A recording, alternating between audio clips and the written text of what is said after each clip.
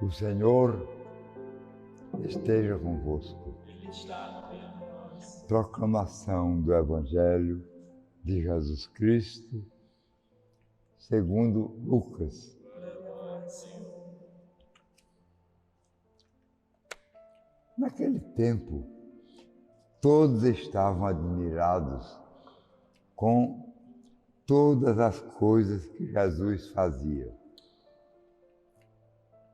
Então, Jesus disse aos seus discípulos: prestai bem atenção às palavras que eu vou dizer. O Filho do Homem vai ser entregue nas mãos dos homens.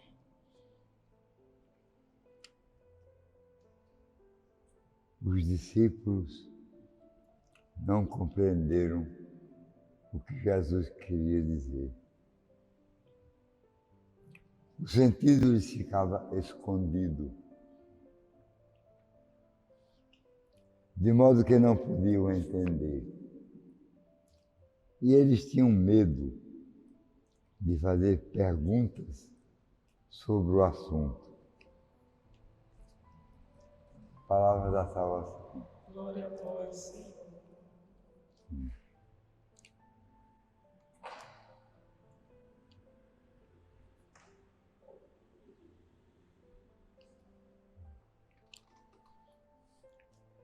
Meus irmãos, minhas irmãs, de fato, era delicado o convívio com Jesus. Ele era seguro no seu ensinamento, nas suas observações, nas suas respostas. Em geral, quando Jesus respondia a um questionamento, ninguém perguntava mais nada. Por exemplo, sabias que Jesus tinha como prioridade, em termos de história humana, o povo de Israel, povo eleito. Então Israel estava sofrendo a perda dos impostos para a saúde, para a educação, para a segurança, porque estavam sendo enviados para César, em Roma. O evangelista Mateus cobrava impostos e mandava para Roma. Tirava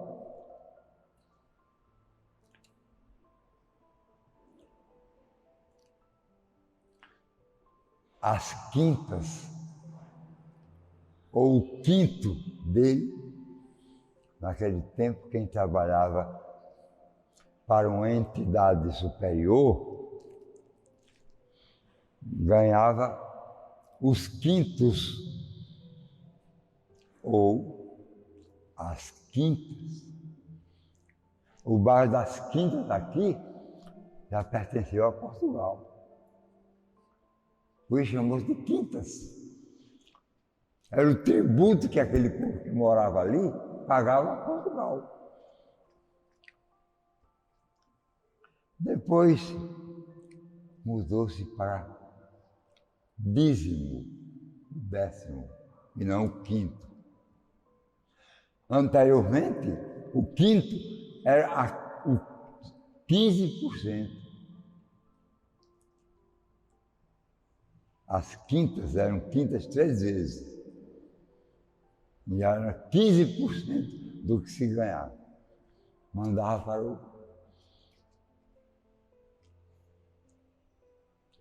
o colonizador, o descobridor, o administrador. Alguém esperou. Depois mudou para dízimo, a 10ª parte. O povo não gostava de trabalhar, e mandaram as quintas para o governo estrangeiro. Chegou um ponto que chamava assim, vá para as quintas dos infernos. Já anarquizava, mudava o feitio do dízimo hoje com as quintas daquela época. Não era para Deus, não era para o trabalho apostólico, não era para o trabalho missionário, não era para isso. Hoje a igreja estabelece um critério chamado auxílio para a igreja que sofre. Já na África, olha a pobreza, na Etiópia, onde Madre Teresa de Calcutá gastou a sua saúde toda lá, em benefício daquele povo. Eram os quintos dela. Para Deus é uma coisa, mas para o homem é outra. Quintas dos infernos. É a expressão que amaldiçoa, entre aspas, o critério de enviar um tipo de imposto para quem não tem nada mais a ver com aquela situação.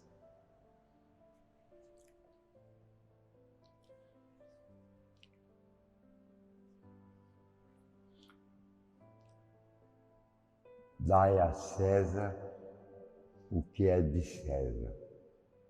Nada. No final das contas, ela não tem nada. Ele não garante que vai viver tantos anos para ser o dono da vida dele.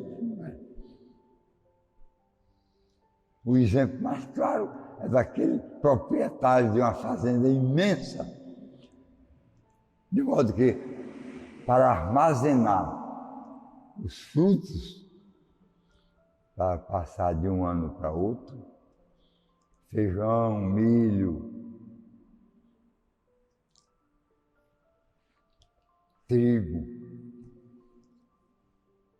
tinha que ter um celeiro, um galpão imenso que ele não tinha. Tinha um balcão menor, foi crescendo e não cabia mais. Derrubou e construiu um galpão enorme. Agora, qual era a intenção dele? Para não precisar mais de pedir a Deus nem chuva, nem sol. Eu sozinho já resolvo.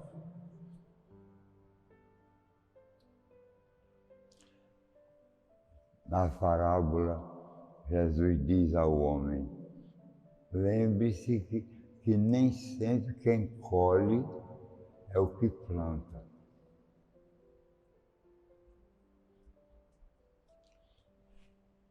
Aqui é o caso de dizer, quem tem ouvido para ouvir, ouça.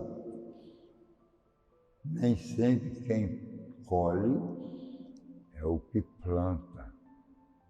Era um aviso a ele.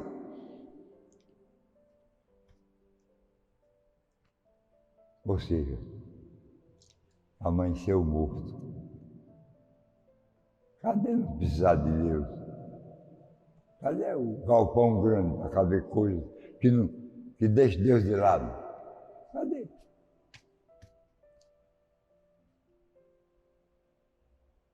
Nem sempre quem colhe é o que planta. Isso ou aumenta a fé, ou limpa da suposta fé que já tem. Suposta fé. Uma fé que traz mais presente o interesse próprio. Aí desaba. Interesse próprio. Quem busca a sua vida vai perdê-la. A fé não é para mim. A fé é para o meu relacionamento com Deus. A minha gratidão por viver, por existir, por ter os dons da inteligência, da vontade, da saúde, do emprego, da escola, dos amigos, do convívio.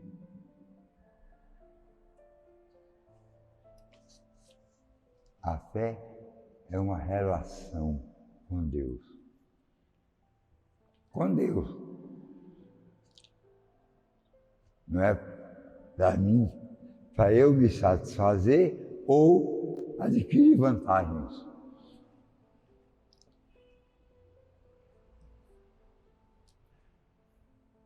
Jesus usava uma palavra para dizer a fé a que eu me refiro é fé que tem por base, aí tem uma palavra hebraica, emuná. Ele achava que os apóstolos ainda não tinham emuná. Emuná, fortaleza na fé. Pedro achou fantástico Jesus andar sobre as águas. Ele estava numa barca com mais outros companheiros de pesca, lá vem Jesus andando por cima. Aí, Senhor, faça como eu estou em caminho por cima da água, pisando, andando sobre, vou fazer um piso desse, firme. Se ele tivesse emuná, ele andava. Firme. Ele não tinha. Deu os primeiros passos e começou a afundar. Aí Jesus pegou no braço dele, levou para a superfície da água e saiu andando com ele até chegar na margem, até chegar no barco. Aí Jesus olhou para ele e disse, agora eu vejo que tu és o Messias. Agora, por isso, você sentiu o benefício. Não era ainda nada. Tanto assim que na morte de Cristo, na condenação diante do Sinédrio, 32 juízes condenando Jesus. Do outro lado da rua estava Pedro negando que conhecia Jesus. A fé não tinha como suporte emuná. Não tinha. Eu nunca vi esse homem na minha vida. Eu nunca vi este homem na minha vida. Jesus tinha feito, estava prestes a fazer a dar uma promoção gigantesca. Eu te farei pescador de homens, não de peixe. De peixe você já é pescador.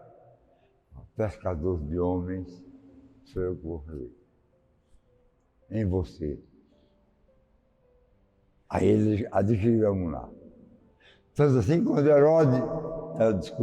quando César viu que Pedro estava em Roma, falando como se deve governar o mundo, levando o povo para Deus, mostrando o Evangelho e o exemplo da vida de Jesus, mandou matar. Mandou primeiro prender.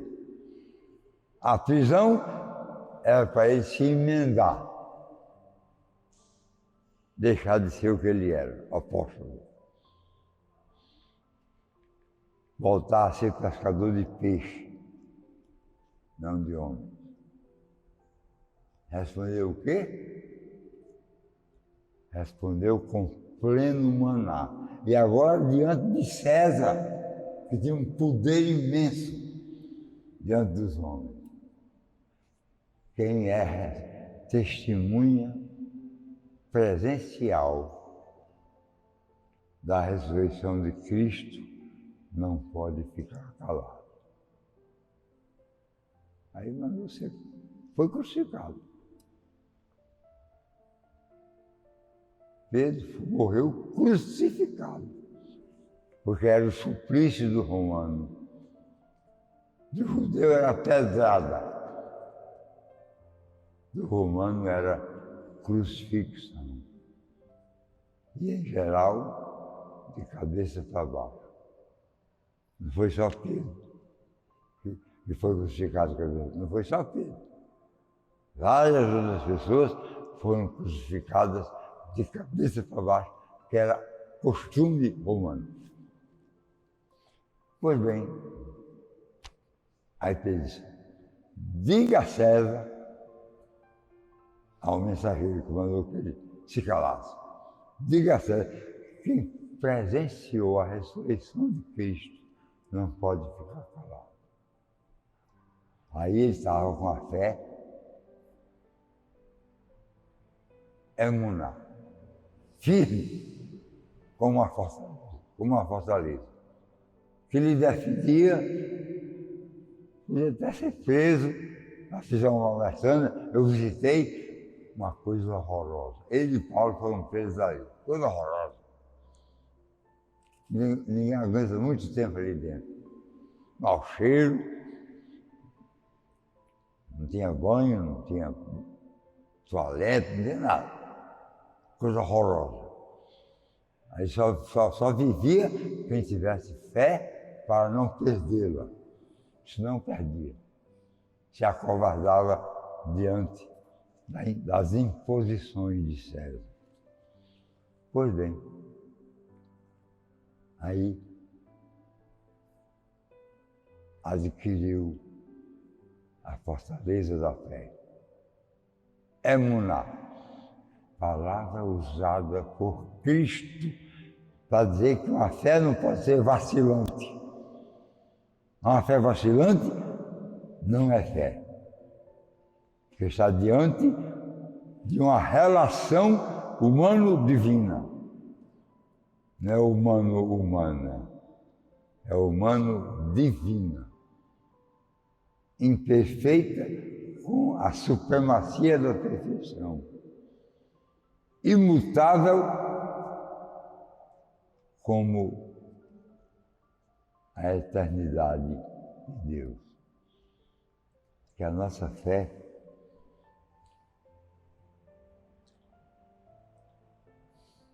então Jesus disse a Pedro, Jesus disse a seus discípulos, prestar atenção.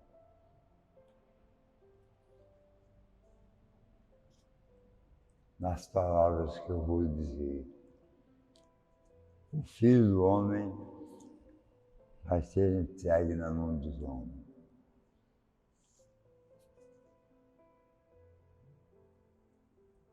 Mas não abalava-se diante do Pai. Eu me tornei obediente ao Pai até a morte. E morte de cruz, não é morte de velho, não. É morte de cruz, novinho, 30 e poucos anos.